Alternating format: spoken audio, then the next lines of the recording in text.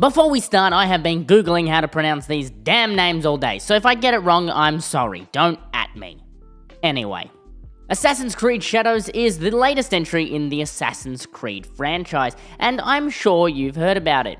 Even if you don't play Assassin's Creed, I'm sure you've seen the social media outrage that a black samurai is one of the main characters, or that a lesbian ninja is the other one.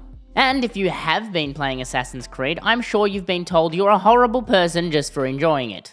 Assassin's Creed Shadows has completely divided the community. People are furious that the game is being received so well, and they claim it's woke garbage.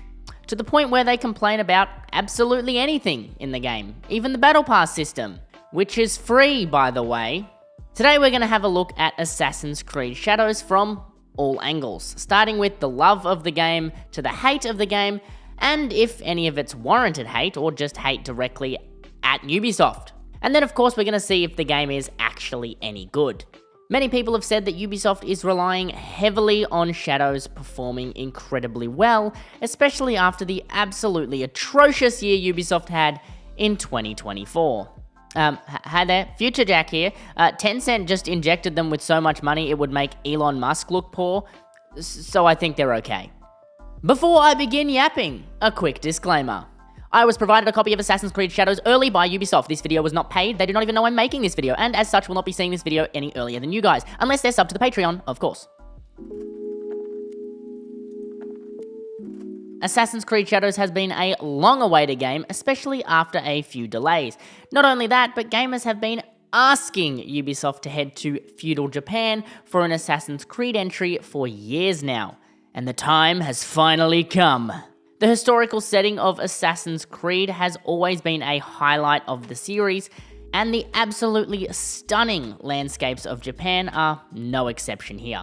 The team at Ubisoft have created an absolutely stunning world for players to explore. Along with that, Ubisoft have provided players with two very unique playable characters, first of which is Yasuke, a samurai from Africa, which many Twitter users complained about, but the game very quickly specifies a backstory that made sense for why he ended up in feudal Japan. It's also a true story. The second character is Naoe, a true assassin, and for the first time in almost 10 years, gamers get to be an assassin in Assassin's Creed. Not a proto-assassin, not a Viking, but an actual assassin.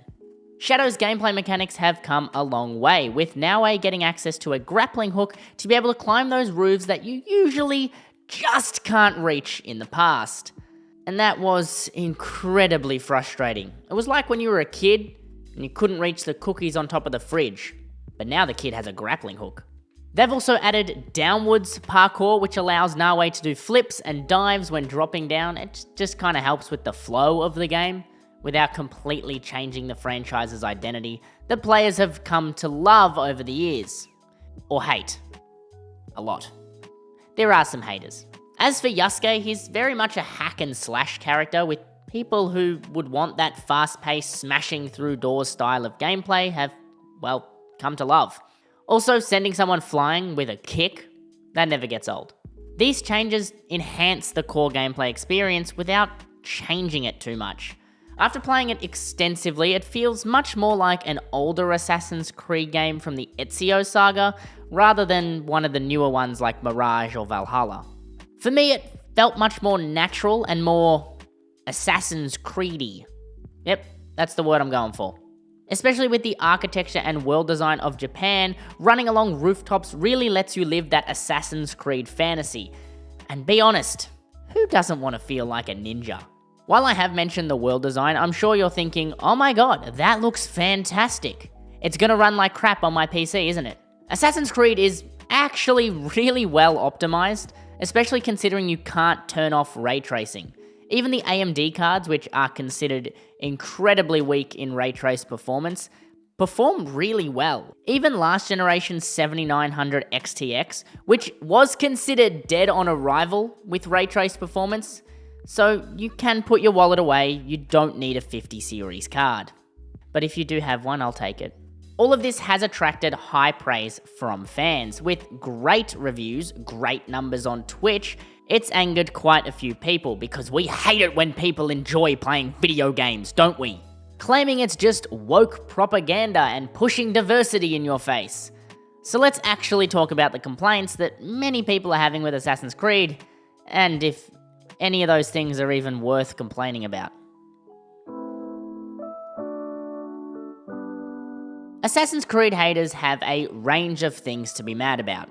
Some of them are completely valid, like the very poorly done Eagle Vision. And some of them are just ridiculous, like the characters of Yasuke and Naoe are just diversity casts for the sake of diversity. While watching my friend stream the game live, this is a real message I saw. What? What does Yasuke's skin tone have to do with anything? Other users have had issues with historical inaccuracies, the gameplay, the game being woke. And some people just have a problem with Ubisoft itself looking to undermine essentially anything they create. Grums, Asmongold. So let's take a look at a few of the controversies, and if you can even call them that these people have been complaining about. Let's start with Yasuke and Naoe. Starting with Yasuke, the African samurai, which has been a massive point of contention in the lead up to the game. Many people complaining that a black samurai is complete rubbish, and that Ubisoft is just pushing woke garbage into the game for the sake of diversity. But within 5 minutes of playing the game, the literal opening cutscene, it's explained that Yasuke is a slave of a priest that ended up being taken by the main Japanese lord, Nobunaga. Ha! Didn't have to Google that one. I can say it. No one had any complaints when something like this happened in Vikings, when they took a Christian man and turned him into a Viking. But no, for Ubisoft to do it, unforgivable. While there are probably some historical inaccuracies here, I'm not an expert on feudal Japanese history, and neither are any of the people complaining about it. Except maybe that one historian on Twitter. Yasuke is based on a real historical figure, but for the sake of the game, Ubisoft took some liberty with his story. Because it's a game. It's supposed to be fun. How many of you actually knew who the Yasuke was before this game came out? Editor, did you? Naoe is a different story. Naoe is Japanese. It makes sense she's in Japan. Naoe features in some lesbian scenes, which has people fuming. But for those of you who aren't aware of those scenes or haven't played the game yet, it's extremely important to know that these scenes are optional. In fact, you actually have to intentionally end up in these scenes. If you play the game in canon mode, which only plays the canon Assassin's Creed Shadow stories, and removes all of your dialogue choices, it just plays out the story, which would completely avoid these scenes. But let's be real. We know what your favorite category is. Huh? Yeah, that's what I thought. The next complaint is the game only peaked at 60,000-ish concurrent players on Steam, which would put it around Dragon Age Veilguard, which everyone considered was a failure.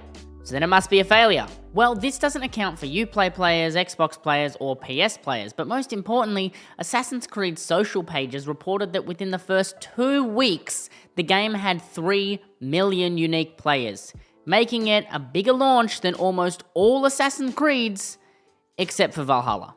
Look, I'm not going to count this statistic because there's no way to get a 100% player count and sales. Not yet, at least. So, everyone's just complaining for the sake of complaining, but is the game actually any good? Is the game fun to play? Which is what most players care about. Shocking, right?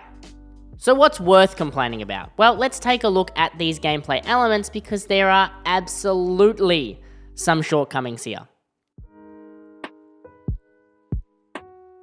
Now that we're ignoring all of the crybabies complaining about the woke parts of the game, which, as I explained, their complaints don't have a leg to stand on, is Assassin's Creed a game worth playing, or is it another one of Ubisoft's standard 6 or 7 out of 10 games that you should cop if it's on sale? Well, Assassin's Creed Shadows is easily one of the better Ubisoft games that has launched recently, and I'd say on par with the Prince of Persia game. Shadows feels much closer to an original Assassin's Creed game rather than Mirage or Valhalla, which really brings back that OG Assassin feel. a ton of people were missing that, and I was included. I wasn't a massive fan of Mirage. The map is huge and very easy to get around with your horse, but trust me, unlock the synchronization points to fast travel. Horse travel is great, but it gets very tedious very quickly. Yasuke feels weird in the open world.